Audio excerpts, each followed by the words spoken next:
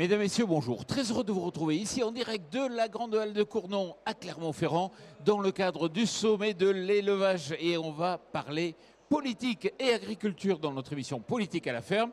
Et j'ai le plaisir d'accueillir Andrea Cotarac. Bonjour. Bonjour, merci de m'avoir invité. Voilà, il faut tenir le micro bien près. Vous êtes président du groupe Rassemblement National au sein du Conseil régional Auvergne-Rhône-Alpes. Donc vous connaissez les dossiers locaux et vous avez une vision aussi nationale. Bon, la première question, Andrea, elle est très simple.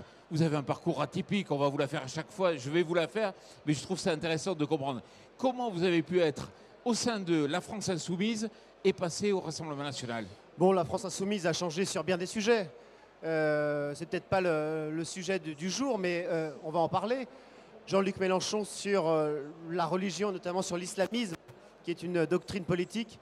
Il expliquait que le voile était un problème. Bon, aujourd'hui, il explique que c'est plus le problème.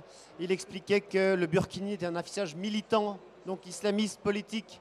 Aujourd'hui, il se roule par terre, notamment à Grenoble, pour faire accepter le burkini. Et même sur l'élevage, l'agriculture, on constate qu'il y a une incohérence aujourd'hui à la NUPES en général et à gauche. On nous parle d'écologie en expliquant que les éleveurs ne traiteraient pas assez bien leurs bêtes. Donc on a de l'écoterrorisme, on a de l'éco-crétinisme, alors que l'écologie vise à produire chez nous et justement, théoriquement, à favoriser nos éleveurs. Comment se fait-il aujourd'hui qu'on attaque nos éleveurs, que la Cour des comptes nous explique que nos éleveurs doivent réduire leur cheptel, notamment chez les bovins? On a des lobbies qui nous parlent de viande de laboratoire. Mais pardon, l'écologie, c'est d'abord et avant tout d'arrêter les traités de libre-échange, notamment le prochain qui arrive avec la Nouvelle-Zélande, et de produire chez nous. On va en parler, et comme vous connaissez bien ces sujets, j'ai envie d'aller au fond, mais il va falloir me dire à chaque fois précisément de quoi on parle.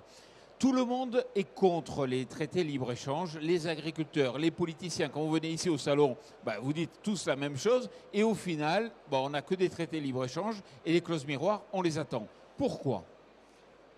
D'abord, tout le monde et tout le monde dans le monde entier.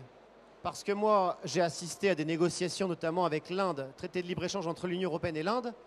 La Commission européenne a tout de suite dit, bon, ceux-là, ils veulent protéger leur agriculture. Vous avez, avec les États-Unis, on a eu aussi le TAFTA. Les États-Unis ont dit non, nous, on protège nos choses. Les Chinois protègent. Bref, le monde entier se protège, y compris certains États au sein de l'Union européenne. On a, à Bruxelles, une doctrine politique, une idéologie qui consiste à dire qu'il faut ouvrir nos frontières. Andrea, c'est la Commission qui a cette doctrine, c'est les politiques ? Eh bien, on va voir ça prochainement, puisque là, le traité qui va arriver, c'est le traité avec la Nouvelle-Zélande. Ils ont fait quelque chose d'assez extraordinaire, c'est de signer, de conclure un traité avec le pays le plus éloigné de chez nous, qui est à la fois un leader dans la production des ovins notamment, des moutons, dans les produits laitiers. Si bien aujourd'hui, vous imaginez à Bruxelles, ils s'imaginent que c'est intelligent, écologiquement, socialement, d'importer du beurre d'un pays qui est à 18 500 km de chez nous. Donc on va voir en mois d'octobre si le Conseil européen, donc avec Emmanuel Macron et les États, si Emmanuel Macron va valider ou non ce traité. Parce que c'est bien de dire on est contre les traités de libre-échange, on verra si en octobre, ce mois-ci, il accepte. Et en novembre, nous verrons si le Parlement européen acceptera ce traité de libre-échange. Ce qui est certain, c'est que les premiers à s'être opposés à ça, et ce n'est pas moi qui le dis, vous avez des opposants comme François et Ruffin qui le disent, c'est le Rassemblement national. Nous avons toujours, avec cohérence, été contre ces traités de libre-échange. Mais la messe est dite, on le sait, il va être accepté. Non, je ne pense pas que la messe soit dite par notre travail, par le fait de démontrer par A plus B que nos éleveurs sont un agent de la biodiversité dans les pâturages, le pastoralisme. 2, ils font la fierté de ce qui nous est le plus cher, à savoir la souveraineté alimentaire. On ne peut pas se dire aujourd'hui, il y a énormément de pauvres, il y a 12 millions de pauvres sous Emmanuel Macron, et se dire, bon, l'élevage, on le met de côté. Ça n'a aucun sens. On a la fierté de la qualité locale de nos produits locaux. Le Néo-Zélandais, il va produire des moutons avec des coûts de production extrêmement bas. Et ce qu'il y a d'extraordinaire, c'est qu'à Bruxelles, on m'a dit à moi personnellement, le mouton néo-zélandais a un bilan carbone meilleur que celui qui est devant nous. Je dis, mais comment c'est possible? Ah on ne compte pas les transports. Ah merci. Donc vous voyez, on demande, et je pense qu'on a une agriculture extrêmement propre dans notre pays, de qualité. On demande des efforts à nos agriculteurs, c'est très bien, mais on doit aller jusqu'au bout. Si on demande autant d'efforts à nos agriculteurs, il faut nous protéger d'autres produits qui arrivent et qui ne respectent absolument rien. Mais pour aller au-delà de vous entendre ici sur les plateaux dire bon, il ne faut pas les traiter et puis au final ils y sont, c'est quoi? C'est le monde agricole qui ne sait pas s'organiser, qui ne fait pas du lobbying suffisant? Non, je pense qu'on a aujourd'hui dans notre classe politique française des pompiers locaux, je pense au LR, qui sont pour les éleveurs, qui vont se promener ici dans les stands, mais qui sont des pyromanes européens parce qu'ils acceptent des traités de libre-échange en cachette. Ils les ont acceptés notamment avec le Canada, ils les ont acceptés. Madame Grossetête, qui était la tête de liste dans notre région des LR de Saint-Étienne, a été l'avocate des traités de libre-échange. Alors aujourd'hui, par notre travail, on sent que la bataille culturelle et politique commence à être gagnée en France. Ce n'est pas forcément le cas dans d'autres pays européens, mais on sent même au sein de l'Union européenne des gens de bon sens, hein, ce n'est pas de droite ou de gauche, de bon sens, en Pologne, en Hongrie, en Bulgarie, en Roumanie, qui disent, écoutez, Bruxelles nous demande, par exemple, d'accueillir en masse de la volaille ukrainienne. Nous, ça ne nous convient pas. On est en train de tuer nos élevages locaux. Ce n'est pas possible. Et donc, ils ont décidé unilatéralement de dire on interdit à la volaille ukrainienne de venir chez nous.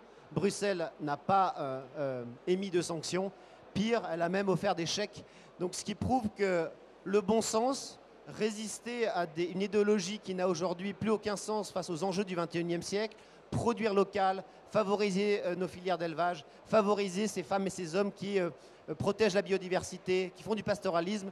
C'est ça notre objectif. Nous, on l'a toujours défendu et on constate que dans les autres partis politiques, ça commence à gagner. Ruralicide, c'est le terme employé par Laurent Wauquiez, donc pour dire effectivement on fera du zéro artificialisation. Ça veut dire en clair le fait de vouloir empêcher la construction sur des terrains à la campagne ou en milieu rural, quelque part ça appauvrit donc les communes. Vous êtes d'accord? C'est une évidence. Ne pas construire dans des... Nous on a un concept au Rassemblement national qui s'appelle la démétropolisation. Soulager ces grandes métropoles qui captent et qui s'accaparent absolument tout au détriment des territoires ruraux ou périurbains. Et on constate dans cette logique de cette loi zéro artificialisation, la ZAN comme on l'appelle, peut-être que c'est bon pour les grandes villes où il n'y a plus de place, mais c'est absolument néfaste et même mortifère pour des villages, pour des territoires ruraux qui n'ont qu'une seule vocation, c'est se développer. C'est construire des logements, c'est pouvoir être attractif auprès d'entreprises.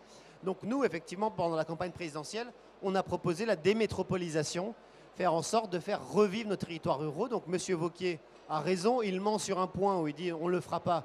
Il est quand même contraint à appliquer la loi de l'Assemblée nationale. Toujours est-il que nous l'accompagnerons dans ce combat-là, qui est un combat pour les territoires ruraux, mais le Rassemblement national le fait depuis belle lurette. C'est bien que les Républicains, finalement, nous rejoignent sur ce point-là. Juste après, on reçoit Fabien Roussel, qui n'est pas d'accord non plus avec cette loi. Wauquiez qui en parle de même, vous qui en parlez de même. Ça veut dire quoi? Ça veut dire que maintenant, on va moduler la loi selon les régions, selon les territoires? Moi, j'y suis complètement opposé. Ce qu'il faut, c'est contraindre les macronistes, qui bien souvent vivent dans des grandes villes, qui sont à Paris, des bureaucrates, notamment à Bruxelles, qui appliquent certaines choses au détriment de nos territoires ruraux, de leur dire stop, stop, on ne peut pas tuer nos territoires ruraux, on ne peut pas favoriser uniquement des métropoles, des capitales. Il en va, y compris de leurs propres intérêts. Les jeunes gens qui habitent en métropole ont peut-être vocation demain à être des éleveurs, ont peut-être vocation demain à habiter sur les territoires ruraux. La vocation pour nous et l'objectif, c'est de faire vivre tous nos territoires parce qu'aujourd'hui, c'est l'inverse qui se produit. Ce sont les territoires ruraux et périurbains qui meurent au profit de la métropole. Je dirais simplement à M. Roussel qu'il s'agit aujourd'hui pour lui d'être cohérent et de rompre l'accord qui le lie avec la NUPES. Aujourd'hui, il dirige, il est au sein d'un groupe avec des écologistes d'Europe Écologie Les Verts qui sont, pour certains d'entre eux, contre nos éleveurs, qui sont pour la viande de laboratoire, qui sont pour les traités de libre-échange à Bruxelles, qui sont pour les traités européens. S'il est cohérent, il faut qu'il rompe avec ces partenaires-là. Malheureusement, on constate qu'il est plutôt hypocrite en la matière. Mais Andrea, rendez-vous compte, pour le téléspectateur, la téléspectatrice, c'est pas évident de se dire, je sais pas, il y a un an, on disait qu'il fallait plus d'artificialisation. Et aujourd'hui, on se dit, tout dépend, à la ville, à la campagne. On en avait marre des ronds-points, tous les ronds-points pareils au bord des villes, avec les zones commerciales. Il faut récupérer des terres. Moi, je suis un localiste, parce que j'ai créé un mouvement, les localistes, pour tenir au plus proche des problématiques de terrain. Il est bien évidemment la problématique à Saint-Laurent-de-Chamousset ne sera pas la même que celle à Lyon. Et évidemment que nos territoires ruraux doivent avoir plus d'aide, doivent avoir plus de moyens d'être attractifs d'un point de vue fiscal auprès d'entreprises, d'être attractifs d'un point de vue de construction. Si vous faites venir une entreprise, il faut construire des logements. Malheureusement, si on a les menottes de cette loi, le territoire rural n'aura aucune marge de manœuvre. Donc évidemment qu'il faut tenir au plus proche du terrain. Et aujourd'hui, on a, avec toutes ces lois qui sont arrivées d'intercommunalité, de fusionner les régions qui sont aujourd'hui immenses, du Cantal jusqu'à la Haute-Savoie, on constate que la décision politique s'est éloignée du citoyen, de l'habitant, du territoire rural. Nous voulons le rapprocher de lui et de ses problématiques. Alors, on arrive presque à la fin de l'émission. J'ai envie de vous poser une question. Tous les candidats disent on va simplifier sur le plan administratif, puis après, quand ils sont présidents, ministres ou autres, ça ne se fait pas. Qu'est-ce qui me permet de croire que vous, si vous venez à avoir les manettes en main, vous le ferez? Parce qu'on l'a toujours pensé. Je vous parlais tout à l'heure des traités de libre-échange qui sont décidés à Bruxelles. On y a toujours été opposé. C'est François Ruffin, un adversaire, qui l'avoue. Les premiers à avoir planté le drapeau pour défendre nos productions locales, défendre nos éleveurs, défendre les territoires ruraux et périurbains, c'est le Rassemblement national. Et donc j'ose espérer, et on le voit dans les sondages, on le voit aux dernières élections, le parti qui progresse le plus, c'est le Rassemblement national. On a vraiment bon espoir à porter la parole de ceux qui n'en ont plus. Mais les autres me l'ont promis aussi. Le seul problème, c'est qu'il y a l'administration qui freine, une sorte de ventre mou. L'administration doit suivre le politique. Aujourd'hui, dans nos mairies, aujourd'hui, mais y compris au Parlement européen, les politiques suivent l'administration. J'y suis complètement opposé. Quand les Français votent pour un candidat qui a un programme, ce candidat doit l'appliquer et l'administration doit l'appliquer. Aujourd'hui, c'est l'inverse. On a des bureaucrates, des lobbyistes qui travaillent généralement pour des grandes firmes, qui travaillent parfois pour l'intérêt d'autres États. Je pense au Mercosur qui va arriver, je pense à la Nouvelle-Zélande, à l'Australie, au Vietnam. Tous ces traités de libre-échange vont ruiner l'agriculture, l'élevage français et même la pêche française.